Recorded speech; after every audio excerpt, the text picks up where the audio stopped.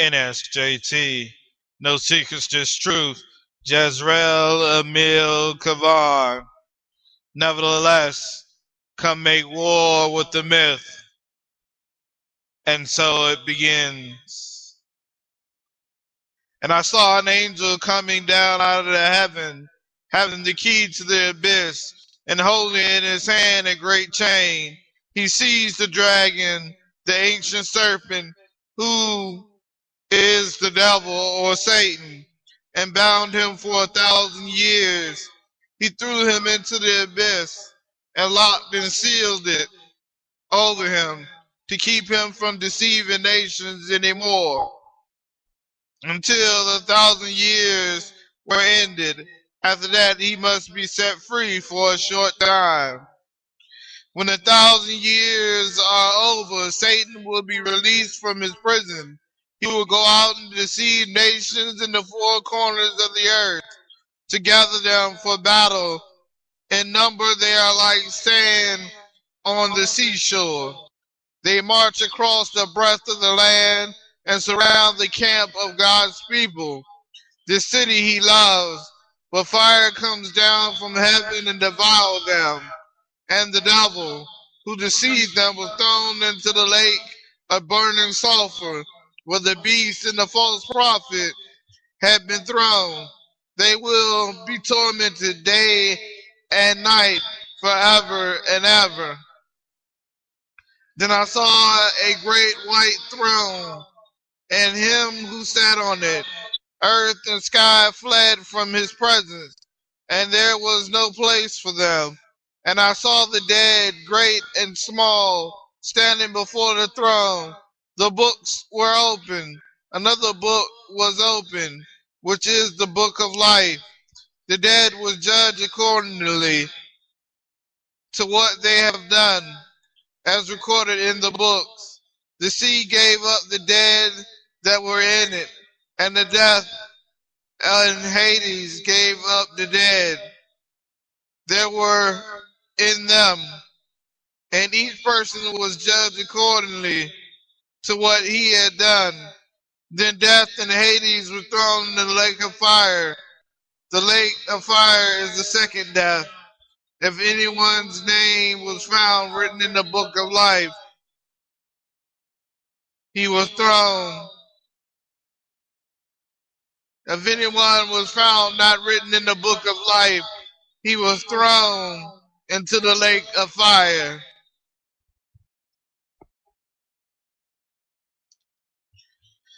We have come to do battle with the enemy that is invisible to the naked eye. To do battle with the enemy that knows us personally, knows our desires, our passions, our fears, our faith, our hope, our dreams, our prayers. We are here to do battle with the greatest enemy that could ever stand before us.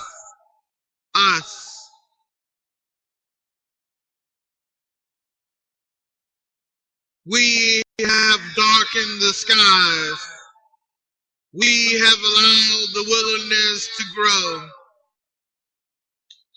We have allowed the darkness of the evil one to come into our lives and into our world.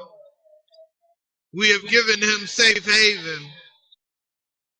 We have given him comfort. We have given him water. We have given him food. We have given him sustenance of the Spirit. So it begins. The cleaning of our soul. The cleaning of our mind. The cleaning of our heart. The cleaning of who we are. We belong to the Father. So we cannot serve the enemy. And those who try to dare serve both will find themselves ripped in half. They'll find themselves cast into the lake of fire. For it says that Satan will be bound and secured in prison for 1,000 years, and throughout that time that the Lamb and all his followers shall reign. We must be a part of the reign of the Lamb. We must begin to sacrifice what needs to be sacrificed, the darkness of our hearts, the darkness of our minds, the idle hands and idle feet must be cast away from us, so that we may be able to do what is right and proper. Not for us to sit piously and pretend that we are great when we are not, but for us to move forward in the progress of destiny, in the direction of hope, in the direction of destiny. I come before you today saying, so it begins. The war over what is right. The war over what is true. The war over birth and death is about to begin. The power of God is in our midst. This is not any old regular time. This is about you and your life. What shall be written in the book of life about you? What shall they say you accomplished? What shall they say you have given to dine with the divine? What shall they say that you have done to be before the angelic powers of angels? What makes you a fighter of the cause of freedom? What makes you a fighter of the cause of hope?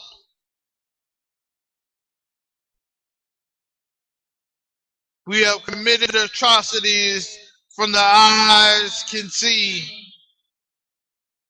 to the heights of the heavens above. We have committed crimes and dare not have repented for them. We have broken promises and covenants and vows and said, oh well, believing that in our power,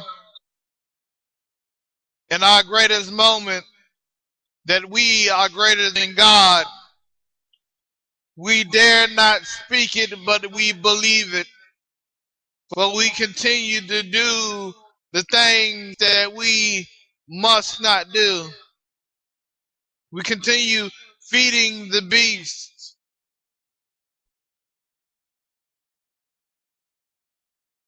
When we should let it hunger and die off. So it begins.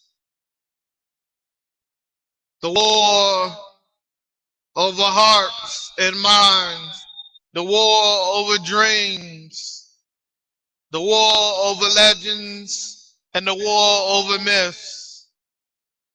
It is the reason why I say, nevertheless, come make war with the myth. Because I am more than a myth. I am more than a man. I believe in the highest power of the land. The power of God. I walk in the authority of God.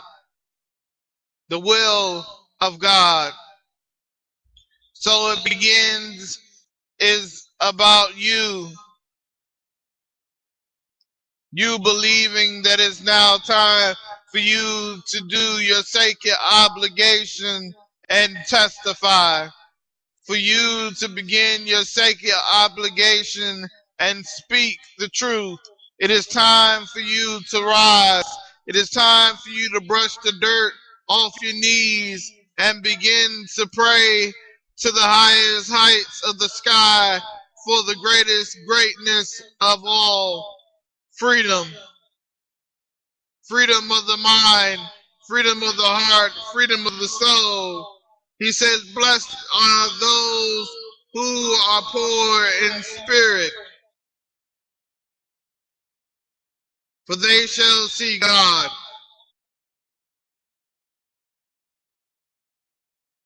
How do we live in such poverty when our spirits are divine?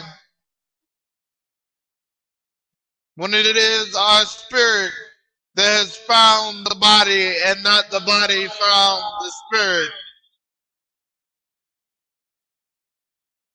Our truth must reign. Our truth must be free.